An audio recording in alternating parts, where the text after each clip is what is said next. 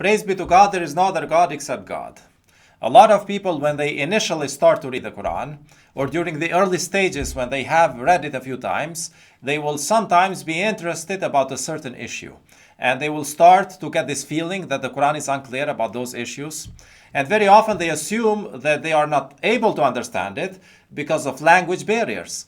So they think to themselves, if only I could understand Arabic, then I would be able to understand exactly what the Quran is saying here about this issue.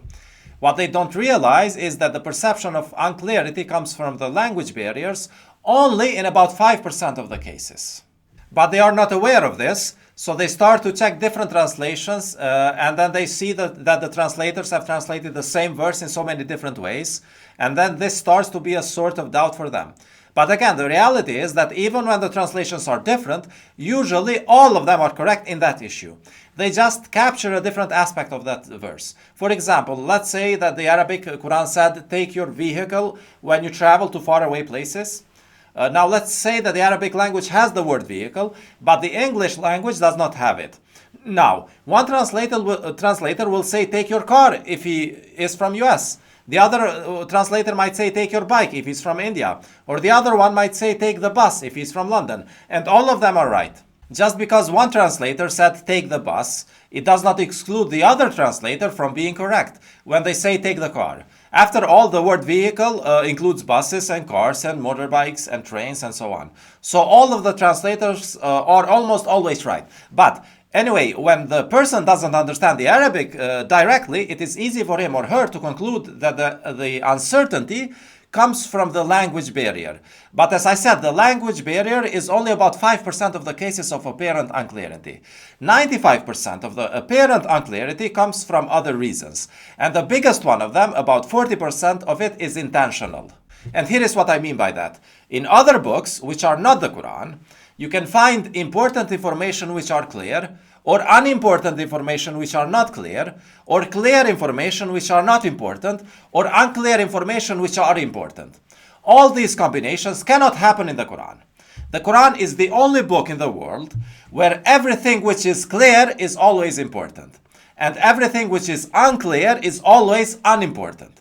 So every unclear thing in the Quran is always unimportant, and every unimportant thing in the Quran is always unclear. You cannot find anything in the Quran which should be important, which is unclear, and you cannot find anything in the Quran which is clear, which is unimportant. So in the Quran, clarity and importance are the same thing. Now, if you want to know something from the Quran which seems unclear, first of all, you need to know that it's not important. It's your problem if you think that it is important, but it's not. For example, let's say that you want to know whether you should enter the mosque with your right foot first or with your left foot first. You will not be able to find it in the Quran clearly, and that's because it is not important. Had it been important, it would have been clear in the Quran. So the less important an issue is, the less clear it seems. And the less clear it seems, the more people who come with many different versions of it. And then the ignorant people insist on one version. And then they cause debates and arguing with one another. And that's how ignorant people, when they are allowed to elevate the unimportant topics, cause divisions.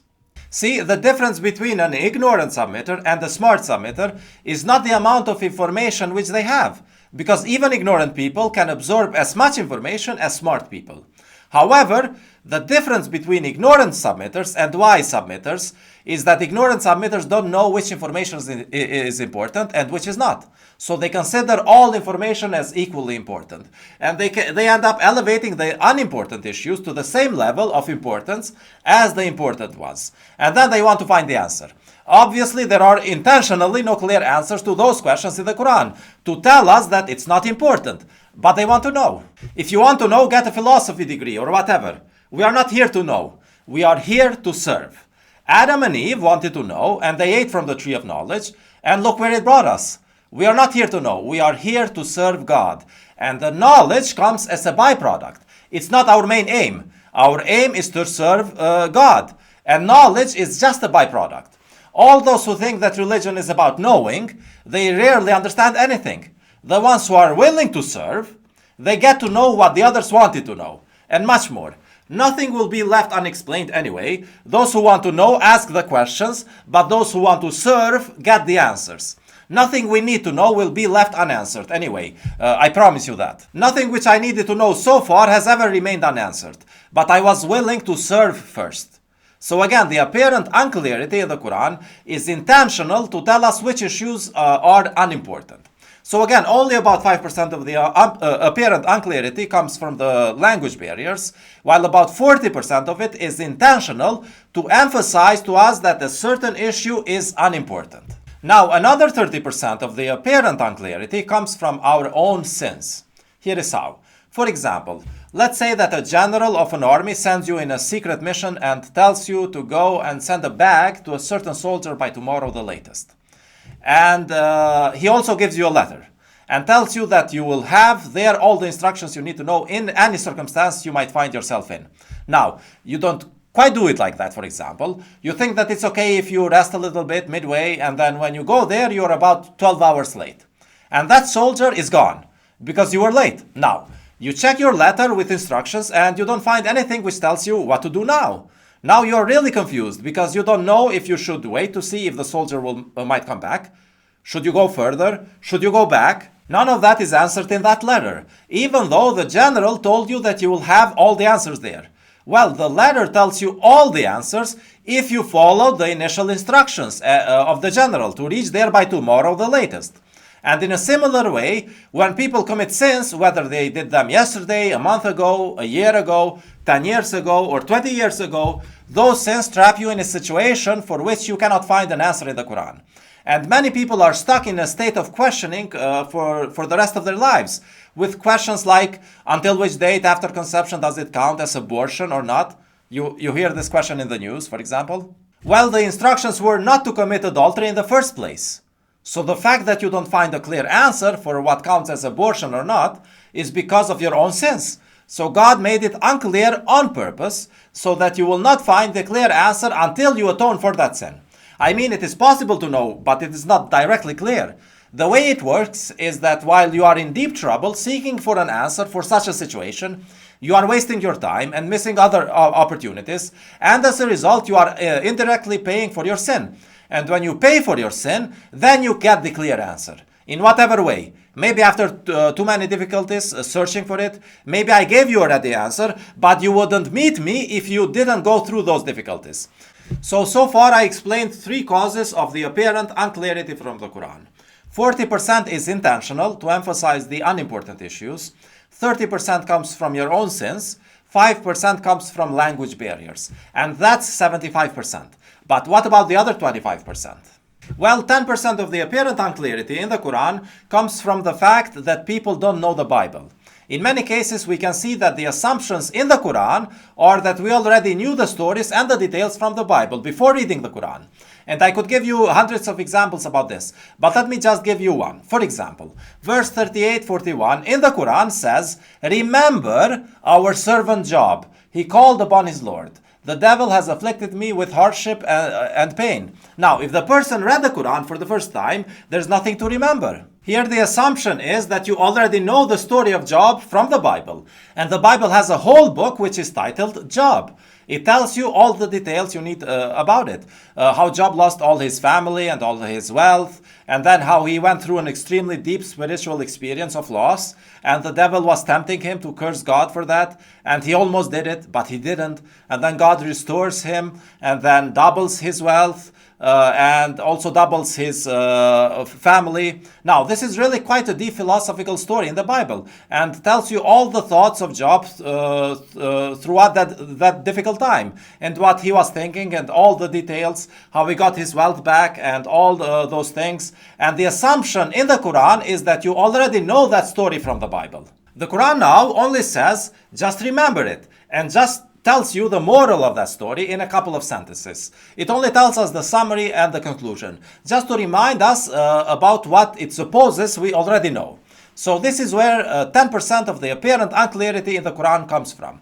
from the fact that people don't know the Bible. Now, I'm not saying that you should read the Bible. It's quite a long book. It's 10 times as long as the Quran. And in your later years, you might not have time for it, which is fine.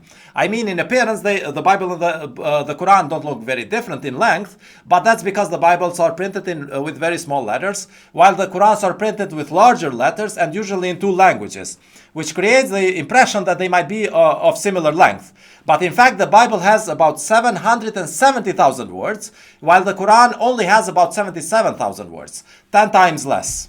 So if something doesn't seem clear in the Quran, chances are that it's in the Bible, because the Bible deals with the same issues, but it has 10 times more details.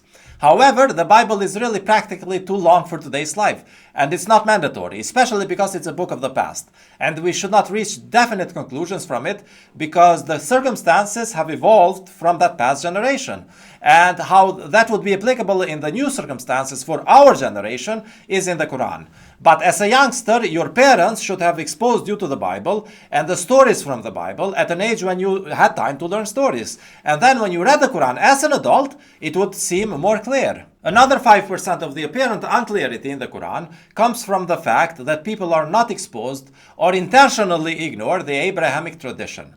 As I just told you, the Bible helps with understanding some parts of the Quran more clearly, but the Bible sidesteps the importance of Ismail, because the Bible was meant for the Jews, and Ismail did not have any religious significance for the Jews.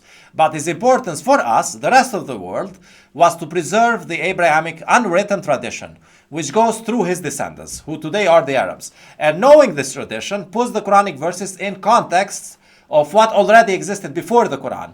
However, this tradition consists of only the 5 pillars of Islam, but not beyond that. But if people refuse to accept the role of Ismail as a prophet, through whom we know the 5 pillars of Islam, then when they read the Quran, it's a much bigger challenge to know the religious duties, because the Quran already assumes that you know them. Now, the final 10% of the apparent unclarity in the Quran comes from the preconceived ideas which people have when they read the Quran. So sometimes people would have already heard an answer to an issue from sources which are outside of the Quran, and then once they read the Quran, they don't find what they expected, and they get confused. It is much harder for these people to understand the Quran, because first they have to forget the information which they already knew, and then they can learn the Quran. And very often it is much harder to forget than to learn. So these are the reasons why the Quran sometimes appears unclear to people in certain issues. 10% from preconceived ideas, 5% from ignoring the Abrahamic tradition, 10% from not knowing the Bible, 30% from your own sins, 40% of those unclear cases are intentional to emphasize that something is not important, and 5%, the last 5%, from not knowing Arabic.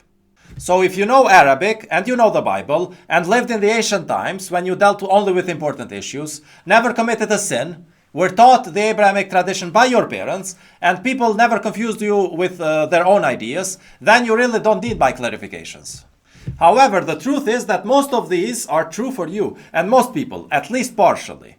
Most people don't speak Arabic, and most people don't know the Bible, and we are very often exposed to modern circumstances where unimportant issues pop up.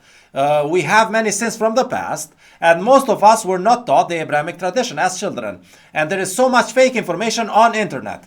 And all of these facts mean that you need my clarifications, so that what appeared unclear previously because of these reasons in the Quran can become clear to us now. Now, the submitters of the past, let's say who lived just after Muhammad, did not need my clarifications because none of these things were true for them. They spoke Arabic, they knew the stories of the Bible from the Jews, they were not exposed to our modern circumstances, they had fewer sins than us from their youth, they had the Abrahamic tradition already in the society, and they were not exposed to fake information from the internet.